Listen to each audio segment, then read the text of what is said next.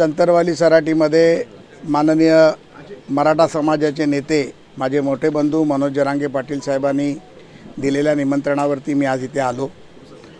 अतिशय भावाप्रमाणे प्रेम देऊन त्यांनी माझ्याशी चर्चा केली। त्यांच्या मनामध्ये काही गोष्टी होत्या, काही खंत होती, काही राग होता, तो त्यांनी आपल्या समोरच सर्वांसमोर मांडला। काही गोष्टींमध्ये मीही त्यांच्या गोष्टी ऐकून भावुक झालो, परंतु एक वैयक्तिक पातळीवरती प्रसाद लाड एक मराठा समाजाचा कार्यकर्ता आणि मराठा समाजामुळे झालेला लोकप्रतिनिधी आणि मनोज दादाचा भाऊ म्हणून आज मी त्यांना भेटलो, सर्व गोष्टी ऐकल्या। निश्चितपणे ज्या पद्धतीमध्ये त्यांनी काही लोकांची नावं घेतली की ह्यांना फोन केला की आम्हाला मदत होते, तशा पद्धतीत पुढच्या भविष्यात मला फोन केल्यानंतर देखील त्यांना मदत होईल अशा प्रकारची मी त्यांना ग्वाही देतो। कारण समाज हा सर्वतोपरी आहे आणि जातीसाठी माती खायला आम्ही तयार आहोत। त्यामुळे आजची अतिशय चांगली चर्चा झाली।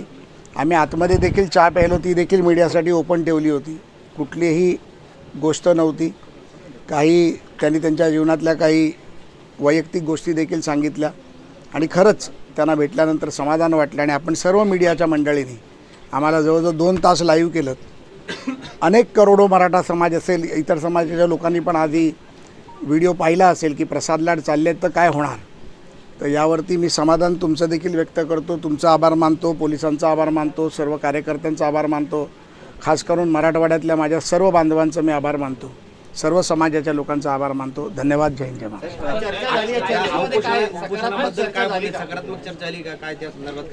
दादांनी सांगितलं की 28 तारखेपर्यंत तुम्ही आम्हाला उत्तर द्या। आता उत्तर उपसमिती देणार आहे। या बाबतीत देखील लवकरच मुंबईला पोचून आजच संध्याकाळपर्यंत मी पोचेन आणि उद्या परवापर्यंत दादांशी मी फोनवरती बोलून घेईन। तुम्ही परत त्याच प्रश्नावर येतात। मी परत तुम्हाला सांगितलं, त्यांनी 28 तारखेपर्यंतची वेळ दिली आहे। 28-29 तारखेपर्यंत त्यांना जे अपेक्षित उत्तर आहेत ते त्यांनी दिलेले मला जे प्रश्न आहेत, त्यांच्या ज्या भावना आहेत त्या घेऊन मी चाललो आहे। कुठल्याही गोष्टीमध्ये मला वाटतं की मीडियाने पण घाई करू नये, मग त्याच्यामध्ये धचा मा होतो। त्यामुळे त्यांच्या ज्या मागण्या आहेत त्या वास्तविक मागण्या आहेत, ज्या सरकारने मान्य केलेल्या मागण्या आहेत, त्याच्यावरतीच ते पुन्हा म्हणत आहेत की हे करायला पाहिजे। या बाबतीत मुंबईत जाऊन चर्चा करेन आणि 28-29 तारीख दादांनी दिलेली आहे, त्या वेळेत आम्ही निश्चितपणे चर्चा करून मी फोन करून दादांना सांगेन। बघा, उपसमिती बनवलेली आहे। उपसमितीचं कडून जर समाधान नाही झालं तर साहजिकच राज्याचे उपमुख्यमंत्री, मुख्यमंत्र्यांशी यांच्याशी पण वेळ पडली तर चर्चा करू। मला वाटत नाही, कारण त्यांच्या ज्या मागण्या आहेत त्या मागण्याच्या बाबतीत सरकार अतिशय गंभीर आहे आणि सरकारने त्या बऱ्यापैकी मागण्या मान्य केल्या। आता त्याच्यामधला जो शॉर्टफॉल गॅप आहे त्या बाबतीतला जो विषय आहे जो दादांनी सांगितला, त्या बाबतीत मी मुंबईला जाऊन चर्चा करेन। यापूर्वी 8 वेळेस त्यांना देखील सरकारने आश्वासने दिली, मात्र 8ही वेळेस उपोषण करावं लागलं। नव्याने तुम्ही उपोषणाची घोषणा केलेली आहे, आता वाटतं की उपोषण नाही, मी म्हटलं ना, मला 29 तारखेला मी पुन्हा येईन। आता मुख्यमंत्री साहेबांशी काही फोनवर बोलणं झालं का तुमचं? नाही, गॅप काय सांगेन तुम्हाला, सगळं तुम्हाला सांगितलं तर मग दादामध्ये आणि माझ्यामध्ये गॅप का राहणार। सविस्तर तुमच्या आता समोरच चर्चा केली आपण। काय अंधारात काय नाही, तेवढाच अंधार होता आत्ता, फक्त ते बी दार उघडं ठुलतं बाबा। आम्ही चहा घेतला आहे फक्त आणि बाहेर आलो। सातारा संस्थांचा गॅजेटियरचा GR सरकारनं काढला आहे, त्याचे प्रमाणपत्र देण्यात यावं।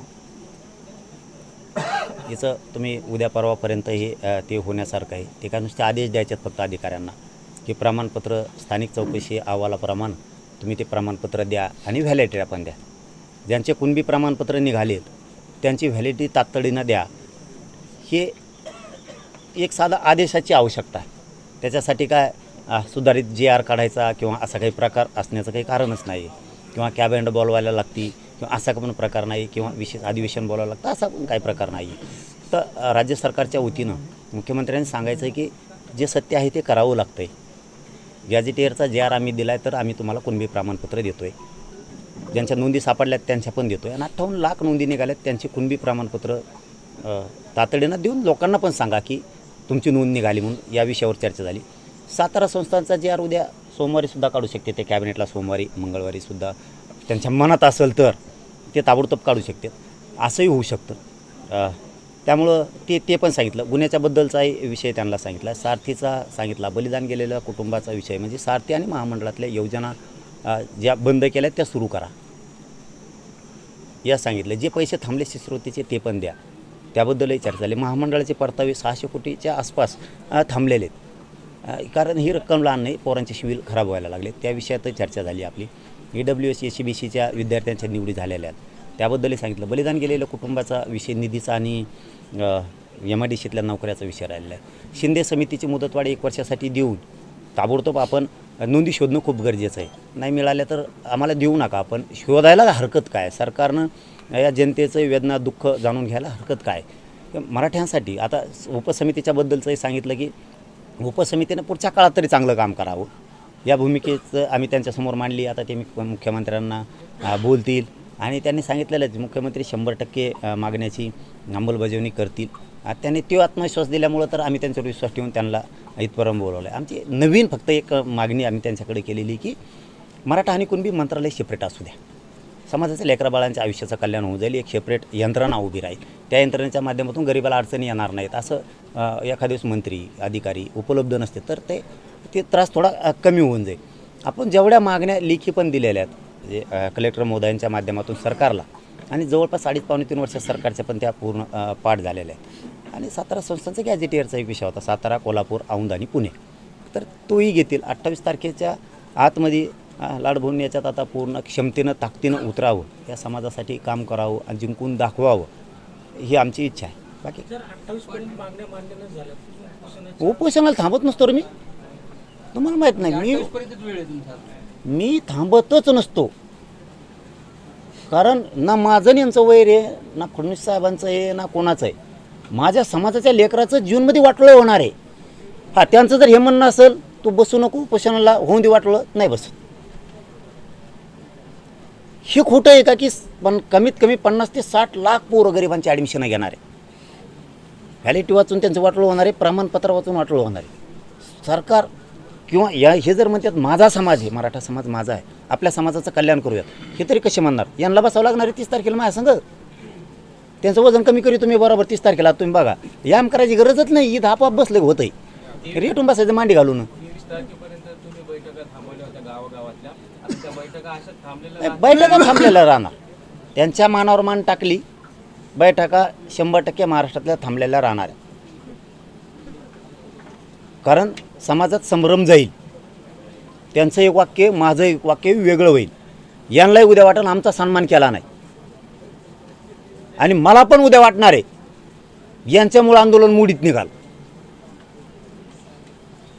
त्यामुळे आम्हाला आता 5-6 दिवसात तयारीच होत नाही आंदोलनाची. काय फरक पडला? 3.5 वर्षे मंत्र्यांवरती सरकारवरती मान टाकली, विश्वास ठेवला, एकदा यांच्यावरती विश्वास. यांना वाटोळं करायचं असेल तर वाटोळं करतील, चांगलं करायचं असलं तर चांगलं कर. इतका प्रांजळ मी कधीच बोलत नाही, फक्त त्यांच्यातली तळतळ दिसली म्हणून.